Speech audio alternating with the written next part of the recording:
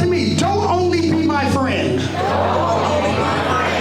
when I do what you want me to do. Oh, we're going to say that again. Because let me tell you, this is how a lot of cliques end up in church. Because what happened is, I'm going to be on your team and allow you to be on my team as long as you do what I tell you to do. Come on. Come on. Spirit of pride, control. And as long as you agree with me, so that means, see, it gets hot because now when I got to talk about Sister Trudy, I need you to nod your head and agree. Yeah. But you so weak, you nod your head and agree.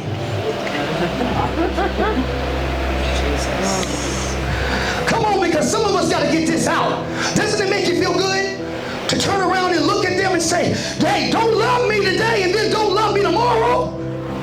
Don't hug on me today and then act like you don't see me tomorrow. Don't just be my friend because I do what you want me to do. I do what you want you to do. Me to do. Am I saying that right? You got you. Amen. Yeah. Because I'm going to tell you, even though that made you feel good, you still failed the test. Come on. Say it again. I'm going to open it up. Why do you think you failed the test? You're only being honest. You're only telling the truth. You're only saying, hey, look, don't speak to me unless you got to be, because isn't it something everybody always say, I need people real in my life because I'm real. I need real people in my life. I need honest people in my life, and you ain't even honest yourself. Come on, make it plain. How many felt good just to say that? Come on. But guess what? You failed the test. A person can only bring out what's already in you. So it's by the grace of God when we slip up, we have to identify. That's why the head of this message is called Self-Diagnosis. To identify yourself. Okay, Bible term. Get the mote out of your eye. Don't judge. All right. So you need to be asking your question, who are you here for? Yeah. Why do we have to pump and pry you to get to usher in the Spirit of the Lord? You should already come in expectation. Understand the building is just a place, a vehicle that God brings us in, but he's not coming to respond to the wood. He's coming to respond to the vessel. Come on. He's coming to respond to the vessel. So everyone has their own lives here.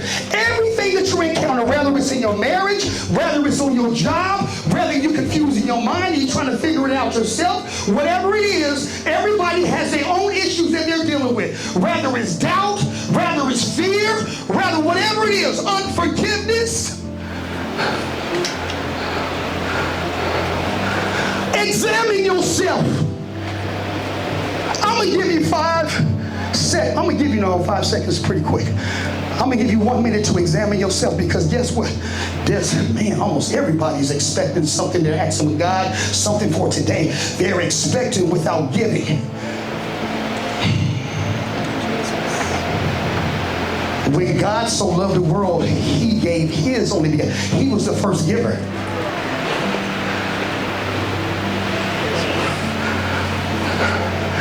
And he gave his best. He gave his best for you to live. There was nothing that you did. If it was up to us and he just judged us according to us, he would have never sent his son. He would have never came. That's why grace, you can't buy it. Come on. All your goodness, those in here are, I got a job. I must be lined up with God. Oh, God just take care of my house. I must be lined up with God. Oh, he put table on my, food on my table. Oh, I just must be lined up with God. You don't understand that the enemy will allow you to have things to keep you blind. Come on. Right. And you do good all the way to hell. Come on. All the way. And all the money and the riches that you get, it'll stay here. And someone that don't appreciate it will squander it off. Why you being so protective of this worldly mammon? Try to hold on to it. And God will take you on. Cut it off. And somebody will come and not appreciate it and squander all your hard work, all your hard investment.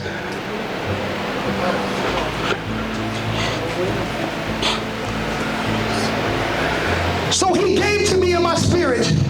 Okay, well, I said, Lord, what are the things that you don't like? Did you put that in the Bible? I'm going to Proverbs 6 and 19. Y'all bear with me. I'm not going to be with you long. 6 and 19 in Proverbs. Write this down. You can read it at home. It says, there are 6 things the Lord hates. 7 that are detestable to him. This is the word of God. Now, don't y'all think we should know these, especially the ones that he's putting out there. He said, and I stopped at the first one. He says, haughty eyes. Lust of the eyes. Because I want y'all to understand that we're still in the season where we're talking about the heart. And as he was downloading to me, he told me, he was explaining to me that what is haughtiness. So haughtiness, through a demonic gateway, they always search for fault, to look down on individuals. And he gave me narcissists. Who in here hate people that think they right all the time, or don't like talking to them? Because I know everybody got somebody in their family who think they right all the time.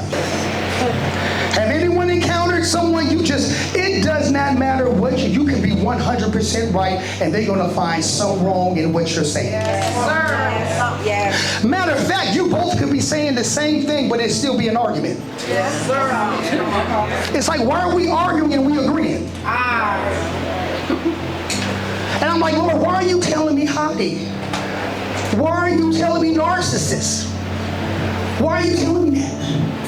He said, because that can be in every last one of us.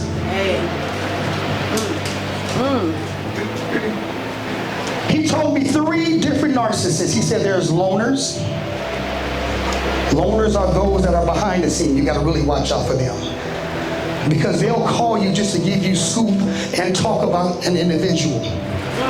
They're heard, but they're not seen. And they'll persuade you on how you feel about somebody without them doing you wrong.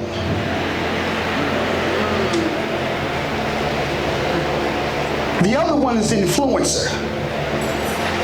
These are the ones that capture you because they have something that you look up to. Whether it's money, whether they got wisdom. They have something. A lot of times they put stuff over your head. They love to do stuff for you. But then they want to control you with the... Come on, it becomes bait to control you, because as soon as you don't do what they want you to do, then they're going to remind you what they do for you. Come on. If you know these individuals, can somebody say amen? Amen. So I gave you 2. One is hidden. I call it the ninja. Every time you see them, they smiling and everything. But then they in the cut. They ain't going to be out. They ain't going to make themselves notice. But they going to talk about everything. Everything's bad. And guess what? They are fed by your ear and conversation. It feeds them and makes them stronger. If you want to weaken a narcissist, cut it off. Resist the devil and he will flee.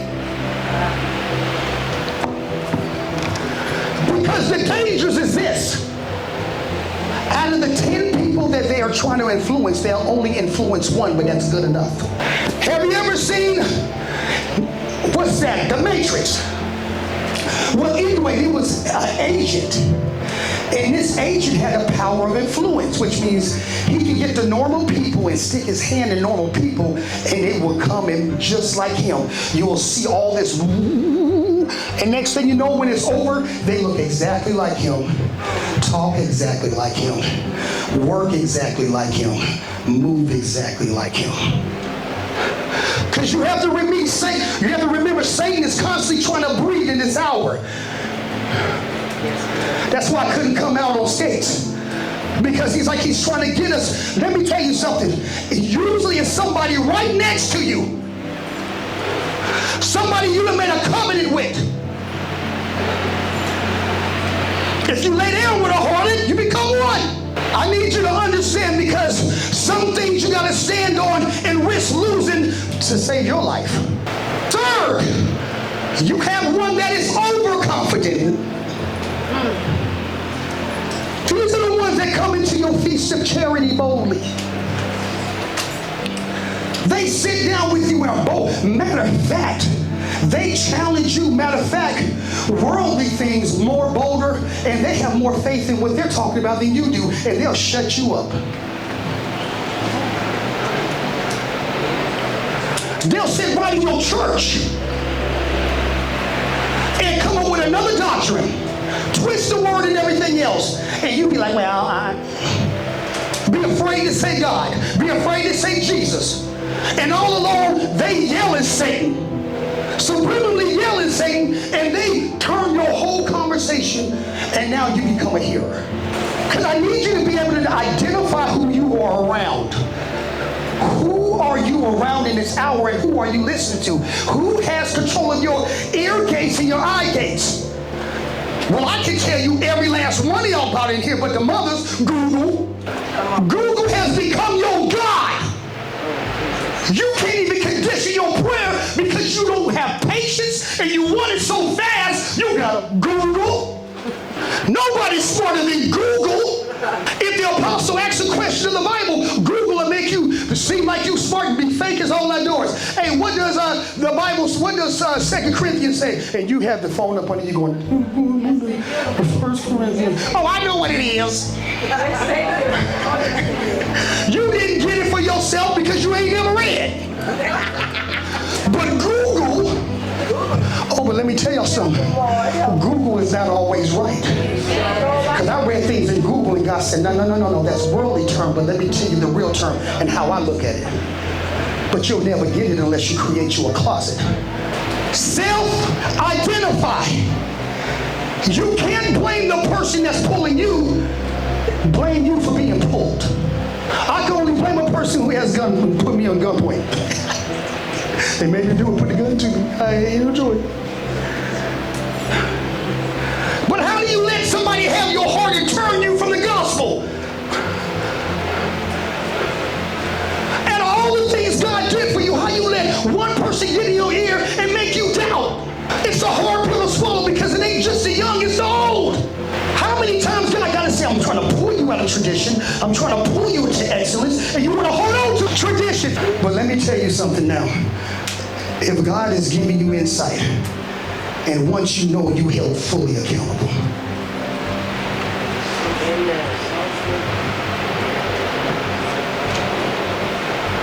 Who all let their friends pull them where they don't want to be?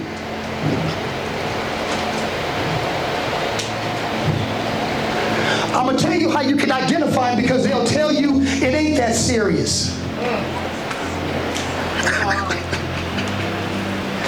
It's not that serious. Oh, no, and they'll use this one for real though. Okay, now real, like with the gospel you've been sharing with them was never real. Okay, now for real, I've been real the whole time. God is looking for us to stand, because God is showing me right now that we are allowing ourselves to punk up. A lot of us are afraid to lose. We are afraid to stand. We are afraid to allow people to see the real us. We got to put on a persona. Rather, you was hurt from your childhood. No matter what, God, this is what this gospel is all about. That's why he said, taste and see how good he is. Who can separate you from the love of God? And I'm staying right there because God said, even though you made a mistake, you can make it right today. Those of you that are in here that have not stood up to the enemy, who are punking up to the enemy, it's time for you to stand up, and it's time for you to be bold, and you have to be able to risk it all to save your life, to save your own life. Self-identification. Where are you at in your life where the individual was pulling you? Because we did a demonstration and you got to say everything. Everybody was loud. Everybody was loud in what they say. Don't love me today and don't love me tomorrow. But at the same time, you allowing that to bother you. So why are you allowing that to bother you when you're not here for the individual in the first place and you're here to seek and serve God? So as long as my eyes are on you, then you affect me. But God is trying to say, I need you to come. Because remember, go to the Word. He says, how can you hear without a preacher? He didn't say, I need you to see all this. He said, I need you to hear. So you come for the Word. And if you coming in just to hear the Word, then you ain't worried about nobody else around you. Because he said, he that has an ear. He didn't say he that has eyes. He said, he that has an ear, let them hear what the Spirit is saying to the church. So we ain't worried about people. At least we're not supposed to worry about people to pull us away. I'm supposed to come to hear something that's going to change my life. Something so profound that it's going to touch me and change me instantly and open my eyes. But we're so swayed to people, wondering how everybody's going to look at us. Matter of fact, you dress your own self up where you don't even identify yourself. Put on the long eyelashes that's giving you bruises on the top of your forehead. Every time you blink, you're bruising yourself. Almost get a blood clot. But I'm going somewhere here. You got makeup and you done made yourself. I see. Yeah, I was on YouTube. I seen somebody literally.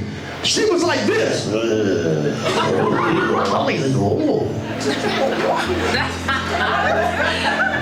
When she got done. Right, a whole different person. Ta-da! It make you want to say, oh, you want to talk to me, huh? You pull hair, throw some water on the face and see if everything melt down. But I had to look at that and I had to say, that is so sad because you don't love yourself. You are trying to make yourself look like something to catch something, but what if you do catch it? What if you are successful and one day you wake up and you don't wake up early enough to put your face on and then he end up turning around and going, ugh, boy. But guess what? We want things that look like the world. You should be looking for that virtuous woman. No, the same way. The young girls don't even want guys that look like men. Oh no, he got a prip in the mirror like me. What you say? He's doing his hair. Matter of fact, you asking him for his blow dry. Will the real men stand up? Matter of fact, let me tell y'all young girls, y'all give all these supposed to be pretty girl, pretty boy, pretty boy, pretty boy. Y'all give them all the power. I'm going to tell you how everyone in here is or was a narcissist. That sounds nasty, huh? Narcissist. A lot of times, and I'm guilty of this, I wasn't really a narcissist until I had kids. Because then I became quick to judge my children and forgot what I used to do. I'm parenting, and I feel so disgusted at what my son done. And where it's just over the top, and I discipline him, but I'm forgetting you look like me. That's right. Matter of fact, he didn't even go as far as I did. Come on. And as parents, we always want to do right. Come on. Not fairly right. How many of us come into the home and you just do what I say? You don't say nothing, you just do what I say. That means no matter if you right or not, it don't matter. God had to show me to use strategy with my children because I wasn't always that way. So God had to show me, okay, look, what's the use of disciplining your kids if you don't teach them when they do something? What's the point of me giving you a spanking, putting you in timeout, and then I never come back and talk to you and never explain why you got a whooping to make sure you have an understanding?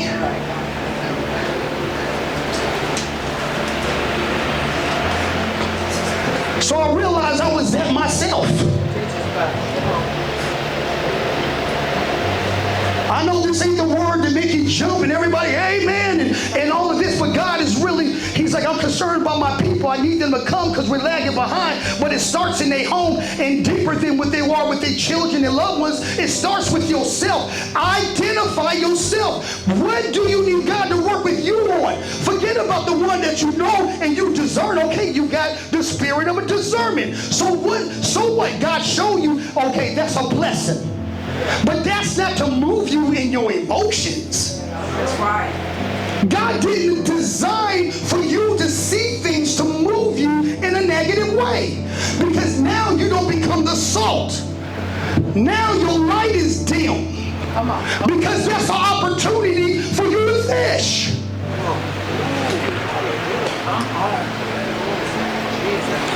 I need you to get it. When you encounter, what does the Bible say? Love your enemies. Finish it out for me. Love your enemies. So nobody reading in here, huh? Huh? What you say, Tony? Huh?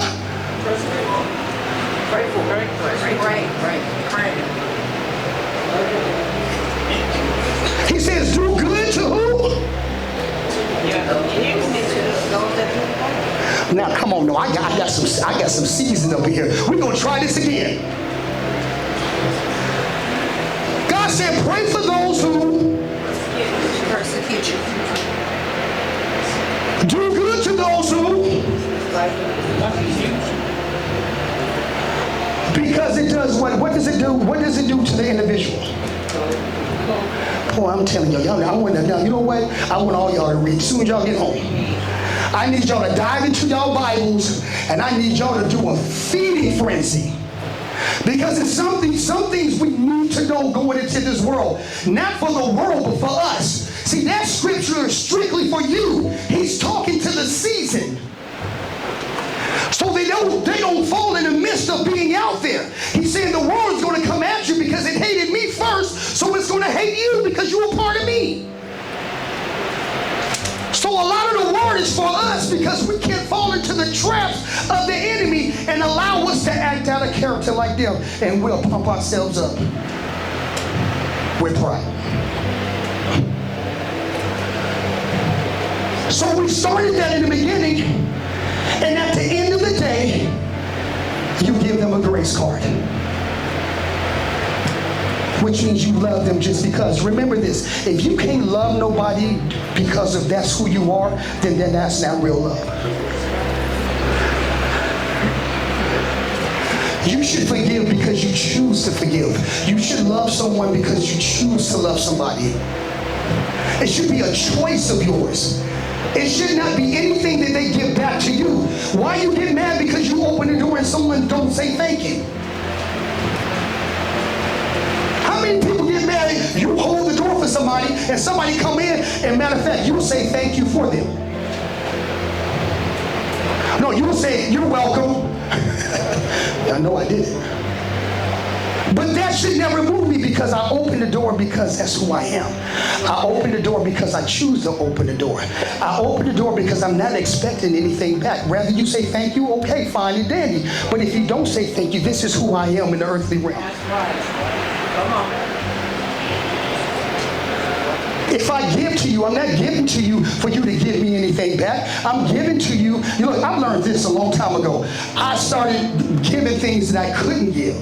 That was my problem. So I said, the Lord told me, he said, okay, if somebody asks you for $500, you don't have $500 to give, but you have $100 to give. So I'll look at him now and go, okay, I don't have $500 to give you, but I do have $100 to give you. and you ain't even got to pay it back. Because God is constantly getting us to give to people. Yes, He is. He's looking how we treat others. That's why He looked at the disciples. He was like, you haven't fed me. You haven't given me shelter. You haven't given me drink. And they said, well, when did we do this? He said, when you don't feed your brother, you don't feed me. When you don't forgive him, you don't forgive your... He's letting you know that how we treat each other is the most important thing in the earthly realm. Why is it about people?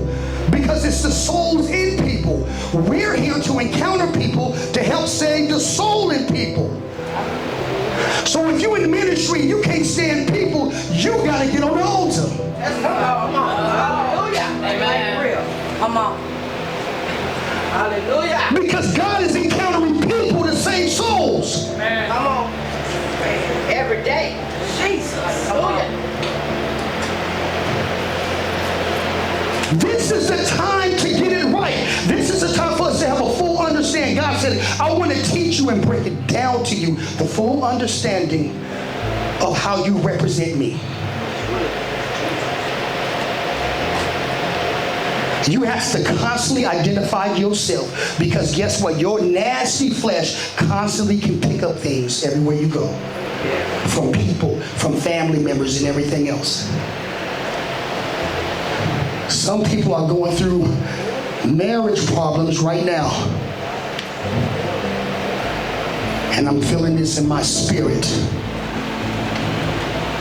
They're going through marriage problems because the individual is not coming on this side the way they're supposed to.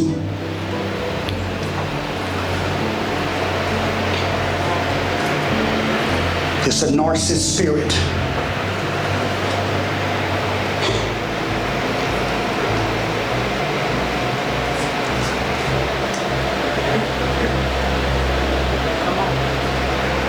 God says stand.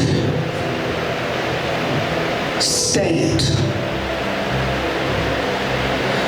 There's people in your life that are supposed to be in your life, but you allow them to change everything in your life. Or you compromise with individuals. God says stand. Rather you lose the relationship or not, He says stand in this hour. Thank you, Lord.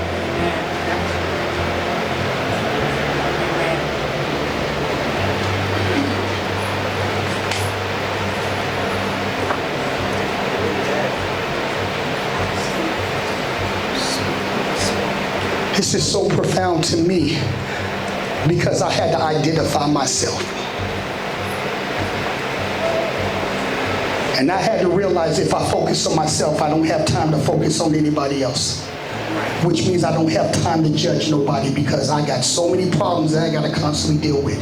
Yes, me, pastor, after the ordination, and all of that. We still got to battle things. I still battle every single day. And matter of fact, I look to battle. And when I don't have a battle in that day, that means I'm slipping up. Because guess what? We have to keep our foot on this flesh every single day.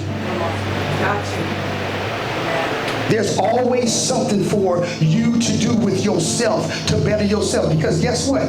God has a jug and He's pouring, and He can pour unlimited faith in you. He can pour the overflow of love in you. You know, you're trying to just get cup high, but He said, I want your cup to run over. That's right. Amen. Oh, you got cup high faith, but I need your faith to run over.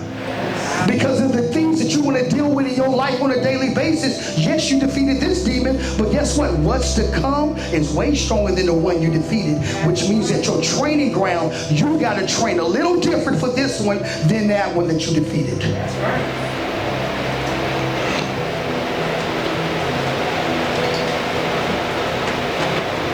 And guess what? All eyes are on you. All of our babies, all of our kids, everything that you don't conquer, they go through it with you. So we self-identify not for just ourselves, but for our children and those that are around us that we love. It took me a long time, and y'all know my story. Y'all already know. I ain't even got to tell it. Unless I hold it. But for real. I was in church. I was at the church. I was in and I was out. I was in and I was out. And I made every excuse in the book of why I wasn't going to be. Running from the call because of fear. Don't tell you what. Have your way, Oh, no. Blame others. Come on. Help us. Because I had to get the attention off of me. Come on. Come on. Y'all see me out here? That's Millie, how you doing? I'm doing. But running because even though other people can speak into you, some of y'all might be going through this now, even though some people can tell you how great you are and how many gifts that you have to be able to see it for yourself to move. My wife pumped me up. I'm talking about pom-poms all. Woo, you're great. Woo. And I'd be like, yeah, I am. Huh? And look in the mirror and be like, this?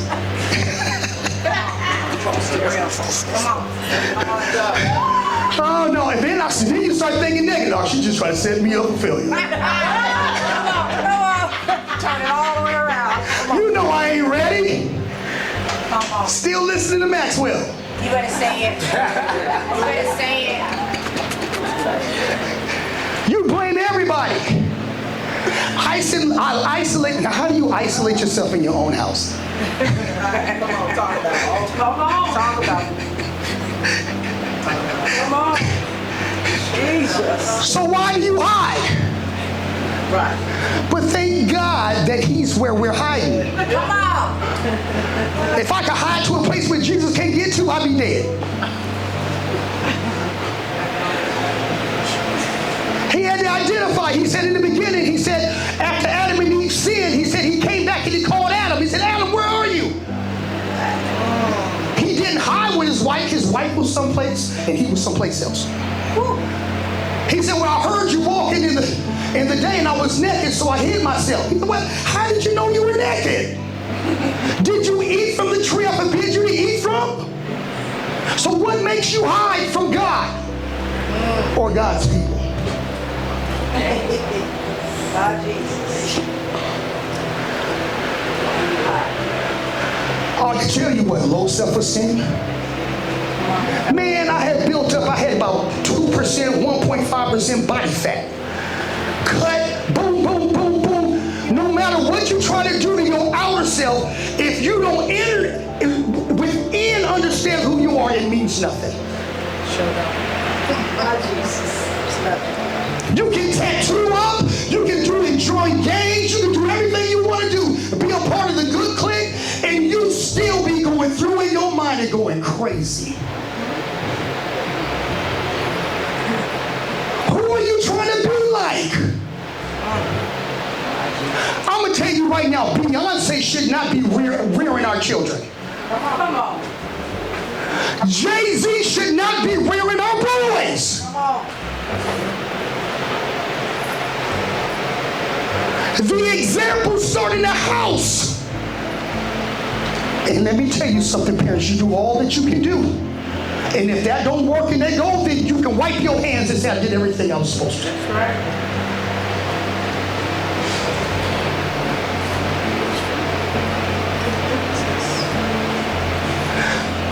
Truth being told, a lot of our kids got cell phones and shouldn't even have it.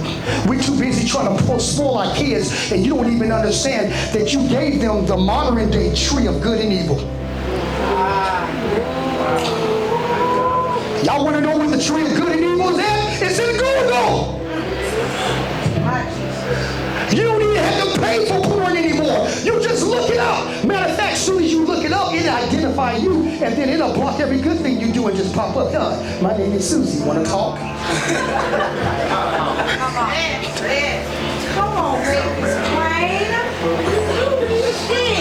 So how many of y'all exercising by yourself with Google? Come on. Oh my.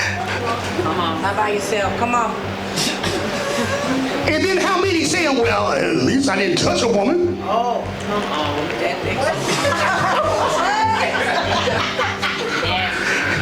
So you need to turn yourself in because you violated yourself. Turn yourself in.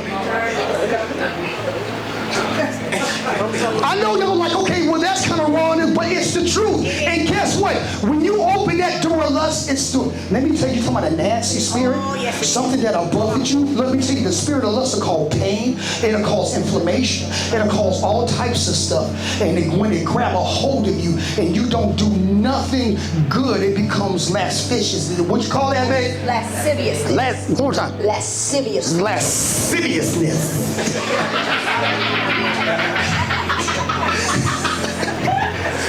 I'm telling you, as a young, and as you want to understand, especially you young men, because the enemy is trying to open up the door of lust to make your sons predators that have low self-esteem. Ain't funny no more, huh? Because it's keeping me 4 or 5, when they're 13 or whatever. But you got to understand, if you can't control that lust, you start to look at the women differently than you're supposed to. I'm going to keep it real. Come on, Pastor. Yeah, it's true. Now you have an appetite you can't control. Now you don't even know what no is. Come on.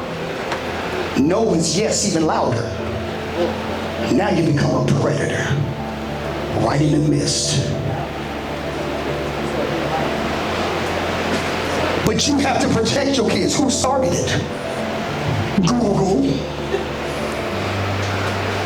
Some things your kids are not ready for. And by the time you take the phone, they've already opened up about 20 to 30 different doors. Yeah. And it all calls rebelliousness. Remember, every sin calls rebelliousness. Every sin. Every sin rebels against God. So now you got a disobedient child under your roof while you praying, they're opening up doors in the back. And you wonder why you fighting at nighttime and you're like, what?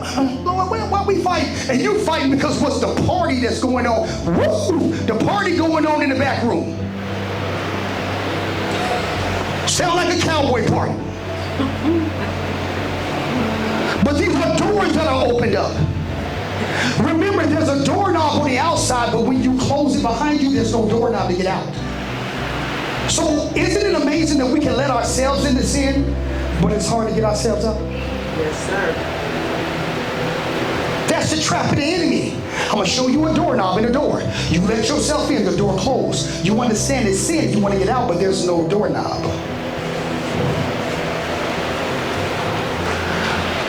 Now I got to pray to God to open up a door that I opened, to open it back up so I can come up out of there and close it that it never opens back up again.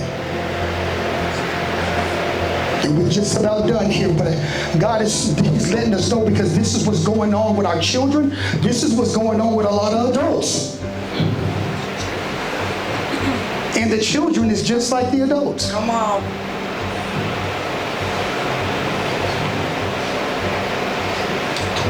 So what is it about you that you have to identify and put on the table and stop being ashamed or not wanting everybody to know, so God can completely heal you and set you free?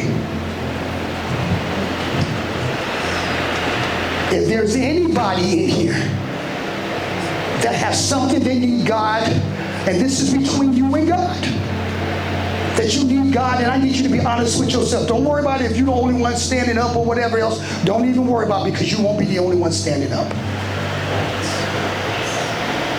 How many in here need God to work something out of them? Rather it's fear to stand, rather you can't pull away from an individual, rather there's lust and you can't stop, rather it's pride, rather it's the things that you're seeking in this world, rather you puffed up about yourself.